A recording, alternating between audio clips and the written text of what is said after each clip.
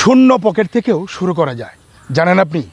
আপনার 1 টাকাও পুঁজি নেই, কিন্তু আপনি অনেক বড় ব্যবসায়ী হয়ে যাবেন। হয়েছিল রাফি। চলুন গল্পটা বলি। রাফি পড়ালেখা শেষ করেছে, অনেক চেষ্টা করেছে চাকরির জন্যে। তারপর সে ট্রেনিং নিল গ্রাফিক ডিজাইনের, কম্পিউটারে খুবই পারদর্শী হলো। এই যে পারদর্শিতার যে সার্টিফিকেট, সেটা নিয়েও রাফি অনেক জায়গায় ঘুরলো বিভিন্ন চাকরির জন্য। আসলে চাকরি পাচ্ছিলই না। কোনো এক সময় রাফি আসলে ক্লান্ত হয়ে গিয়েছিল যে আসলে আমি কোনো চাকরি পাচ্ছি না, কি করব এখন। সে একবারে হতাশায় ভুগছিল। একটা সময় রাফি চিন্তা করলো যে আমি নিজে একটা কিছু করব। সে সামাজিক যোগাযোগ মাধ্যম ফেসবুকে একটা পেজ খুললো। এই পেজ খুলে সে এই পেজে লিখলো যে আমি লোগো বানানো, গ্রাফিক্স ডিজাইন, এরকম 10 জনের কাজ ফ্রি করে দিব, আমাকে কোনো টাকা দিতে হবে না। তো অনেকে এটা নিয়ে হাসাহাসি করলো, বাজে মন্তব্য করলো।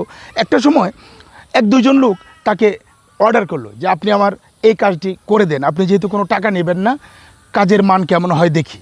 তো রাফি ওই 2 জনের কাজ সুন্দরভাবে করে দিল, এবং এই কাজ করার পর ওই 2 জন তার পেজে এসে ভালো রিভিউ দিল এবং বলল যে আমি ফ্রিতে কাজ করিয়ে নিয়েছি, এই কাজ খুব ভালো ছিল, অনেক ভালো মানের ছিল। এই বিষয়টাও অনেকেই পেজে আবার লিখতেছিল যে আসলে এটা তার বানানো কেউ বা নিজের অর্ডার করা কেউ এই কমেন্ট করেছে।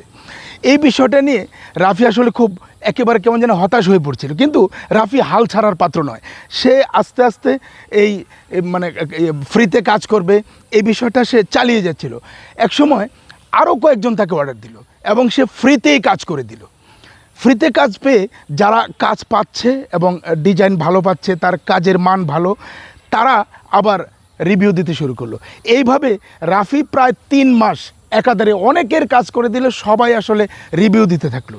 যাদের কাজ করে দিয়েছিল তাদের মধ্যে অনেকেই রাফির সঙ্গে পেজে দেওয়ার নাম্বারে যোগাযোগ করতেছিল যে আপনি ফ্রিতে আমাদের কাজ করে দিয়েছেন, এখন আসলে সবসময় তো আর ফ্রিতে চলে না, আপনি আমাদের এই কাজগুলি করে দিলে কত নেবেন। তো রাফি বলল যে যেহেতু আমি ফ্রি করে দেব বলে ঘোষণা দিয়েছি, সেহেতু আমি আপনারা যত দিবেন, অন্য জায়গায় এই কাজগুলি করিয়েছেন এর আগে, যত দিবেন ততই আমি কাজটা করে দেব। এভাবে শুরু হলো রাফির। আস্তে আস্তে রাফি তাদের কাজ করে দিল, তারা এই টাকা দিতে থাকলো, এবং একটা সময় রাফির প্রচুর কাজ আসতে থাকলো। রাফি একা সেটা কুলোতে পারছিল না। ঠিক রাফির মতো যারা ছিল, এরকম ফ্রিল্যান্সিং কাজ জানে, যারা গ্রাফিক্স ডিজাইনের কাজ জানে, লোগো বানাতে জানে, এরকম অনেক বেকার ছেলেদেরকে রাফি একসাথে করলো, এবং তারা সবাই বসে একটা রুমে বসে কাজ করে। রাফির মাধ্যমে কাজ আসে, তারা করে।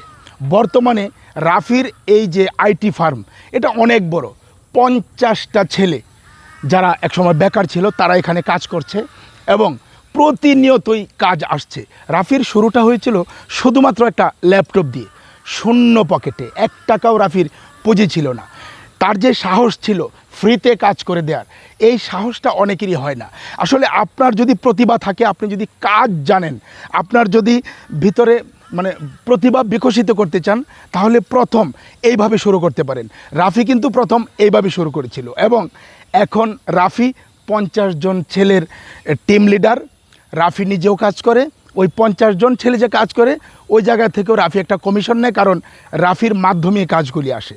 এই ছিল আসলে রাফির গল্প, শূন্য পকেটে শুরু করা রাফি। থাকবেন আমাদের সঙ্গে, আমাদের গল্প চ্যানেলটি অবশ্যই সাবস্ক্রাইব করবেন, কারণ এরকম অনেক গল্প প্রতিদিন আমরা তুলে ধরি এই গল্প চ্যানেলে।